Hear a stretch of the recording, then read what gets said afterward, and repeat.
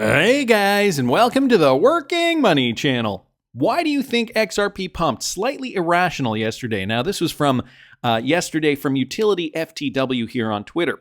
Do people know something? Who is being fooled? Am I a fool, perhaps? The cult I grew up with was called internally the truth. How could the truth be wrong? Who is the arbiter of the truth? Evidence. Evidence is the arbiter of truth. Take in the evidence for yourself and make a judgment. Don't let anyone, including someone with truth in their name, influence your interpretation of evidence and reality. Remove your bias and assess the evidence no matter what road it leads you down. Now, he was retweeting out Truth Lab's tweet here discussing a huge bombshell that apparently is going to be revealed to the XRP community. Things are about to get very interesting in ways nobody imagined. I am the truth. I will not ever accept deceit, especially from anyone within my trust circle. Unfortunately, a bad actor from within crypto's crime ring who was involved in Ethereum at the very beginning has infiltrated my digital circle, gaining trust through deceit, false promises, and lies as they try to take over the face of truth in Web3. Unfortunately for them, they misjudged my network of hardworking Midwestern Americans. I will no longer sit back and allow them to manipulate me nor wear a mask. To the coward, you have 24 hours to come clean or kiss your reputation and freedom goodbye. Wow, a reminder. I am extremely happy and have zero desires to die. I'm not paranoid, and we have the proof to show you. You've been fooled, especially the XRP army. So people were speculating down here, who the heck could he be talking about? Some people were assuming that it could be Steven Narioff. I'm going to link this tweet thread in the description if you guys are interested in following this further. The interesting thing is Steven Narioff did actually come out and address this. The truth is coming one way or another. The number of individuals connected is unbelievable. There is nothing stopping Boring Sleuth or myself. The reality couldn't be clearer, backed by on-chain analysis. Once one falls, the rest will go like dominoes. Sooner or later, you will all have to pick a side.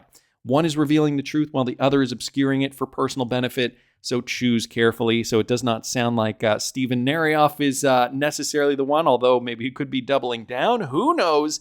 Do we know who this is yet? I don't see anybody here commenting. I did not see anything this morning over there on Twitter, but a lot of people speculating about this. I'm not going to add my guess in here. However, I will, again, link everything in the description of the video, maybe another interesting story to be following over the next several days. So wanted to thank Steven Narioff, Truth Labs, of course, and Utility FTW for posting that. Would be very interesting to see who this is, considering it would affect the XRP army. Anyway, Ripple partner Temos is in the news again, guys. Temos and InCountry are partnering to offer data residency for Temos Banking Cloud. The financial services industry has struggled with digital transformation due to increasing data residency and cross-border data transfer restrictions. It isn't practical or possible to operate a complete SaaS stack in every country, where existing emerging data protections include the need to locate customers' personal identifiable information or personal financial information in the country. For regional and global financial institutions, it can be a regulatory impossibility to host all their customers' PII and PFI in a single SaaS region, leading to fragmentation of core banking systems. And so now we're seeing InCountry, they've partnered with Temos Banking Cloud, and they can offer a compliant solution to bringing a modern SaaS stack that solves for data residency and cross-border data transfer challenges. InCountry provides a complete data residency solution so that Temos Cloud Banking hosted in one country can fully isolate PII and PFI within another country. InCountry's data residency solution offers deep edge services for large files, processing analytics, threaded email, and more. So it sounds like the focus here is on the security aspect of everything. Integrating with Temos, though, a Ripple partner, InCountry operates in countries, see what they did there, in countries worldwide, with 2 points of presence in each country with active failover. In addition, InCountry offers fully sovereign operations in China with Alibaba Cloud in the UAE with Core G42, and will soon be launching a sovereign cloud in Saudi Arabia with Saudi Cloud Computing Corporation. So a lot of integrations here happening through the Temos application with InCountry, looking to create a more robust ecosystem for a lot of these data transfers, cross-border data transfers specifically. So just thought that was some interesting news with regards to a Ripple-enabled Temos with another big company here, InCountry, to protect banking cloud data. Wanted to keep moving, guys. There's another one here from the Wrath of Kahneman. Ripple partner Trango will expand into Europe via Inpay's instant SEPA connections. So boom goes the dynamite. Inpay, one of Europe's fastest growing fintechs, facilitates the rapid European expansion of leading global PSP Trango with the provision of instant SEPA payments across Europe. The positive results of the partnership are already clear, dramatically improving the speed of transfers from days to minutes and significantly reducing costs, making global payments as quick and simple as local bank transfers. And guys, they are leveraging RippleNet through one of their more public partners, Trango. Starting with 12 key SEPA countries at launch, the partnership provides Trango with a technical and regulatory infrastructure to scale its cross-border payouts. Let me just boost that up a little bit. Cross-border payouts offering across a further 24 European countries through a single integration. The partnership forms part of Inpay's wider global expansion plans in 2024, specifically in Asia, where Inpay see enormous opportunity. Partnering with one of the region's leading PSPs is a testament to this ambition.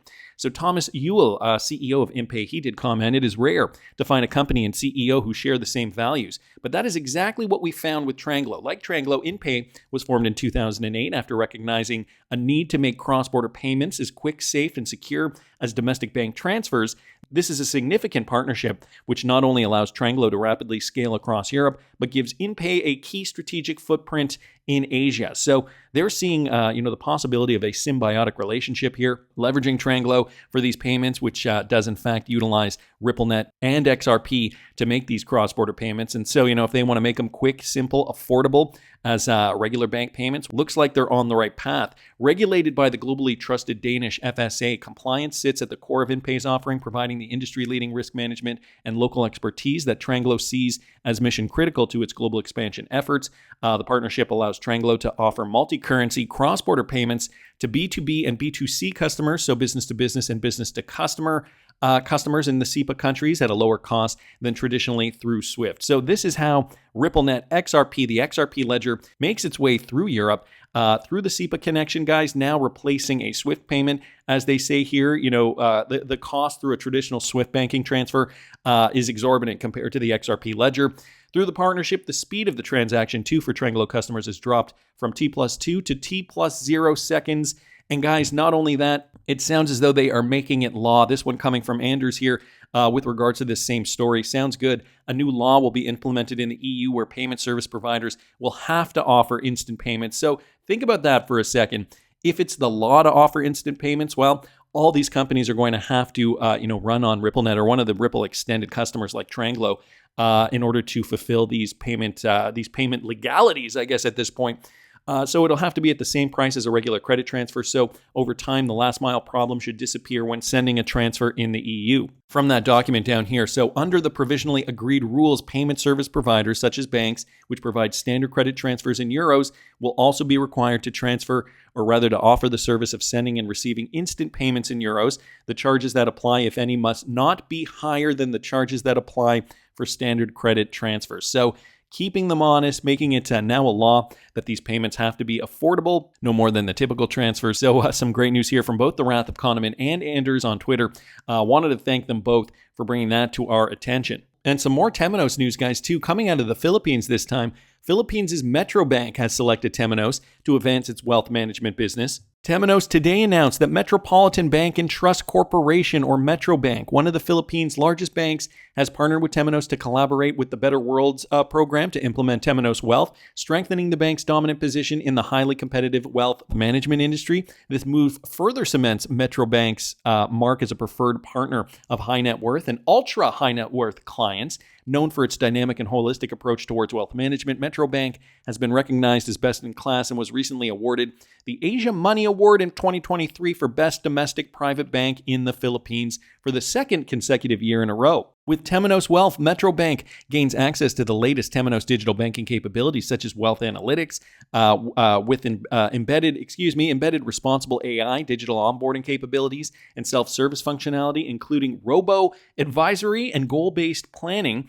Metro Bank also benefits from Temos' advanced technology platform and composable API-driven architecture to easily extend and integrate the solution with existing and third-party applications, helping to reduce cost and risk while increasing business agility. So Metro Bank really benefiting from this partnership. Of course, they have been partnered with Temenos in the past, but now they're expanding on that. They were given this award, the Asia Money Award, back in 2023, Best Domestic Private Bank in the Philippines. And note here too, guys, that they are targeting high net worth and ultra high net worth clients. So large payments, probably cross-border payments. You know, these guys likely have big businesses around the globe. So running on RippleNet, of course, in the back end, Temenos, a great partner for Philippines Metro Bank, and also the Philippines already very, very Ripple enabled through other connections too. So some great news there, more great news coming from Ripple partner Temenos and the Philippines Metro Bank. But the Philippines, I mean, just the tip of the iceberg. You know, if you want to really get into the meat and potatoes, we got to look at bigger countries, bigger economies that aren't G7 nations necessarily. Let's think about the BRICS countries for a second here. Ron Hammond pointing this out. Okay, Russia and China creating a new blockchain payment system to rival Western ones could be the national security risk that makes the United States Congress move on stablecoin legislation, or at least brings folks to the table. Let's hope so. I mean, DL News just posted this a couple of days ago, how Russia and China threaten to front-run U.S. on stablecoins as legislation stalls. Guys, we also got this from RT News coming straight out of Russia. Russia goes digital, and President Putin signs in law for international payments. Listen to this. Russian President Putin has signed a new law allowing the use of digital financial assets in international trade. The law permits the DFAs to be used as a form of payment for international transfers, challenging the West's dominance of global payment superstructures such as SWIFT. All right, let's cross live now to RT contributor Chris Sams to help explain the new trade mechanism. Chris, what major changes will this new law bring? Well, I think, Rachel, the major change it makes is it really allows government institutions in Russia and Russian companies to freely use other and alternative payment methods in order to conduct their transfers. As we know, Russia was cut off, 2 years ago from the global financial system. Most Russian banks have the inability to use payment systems such as SWIFT or any other real payment method of moving money in and out of the country.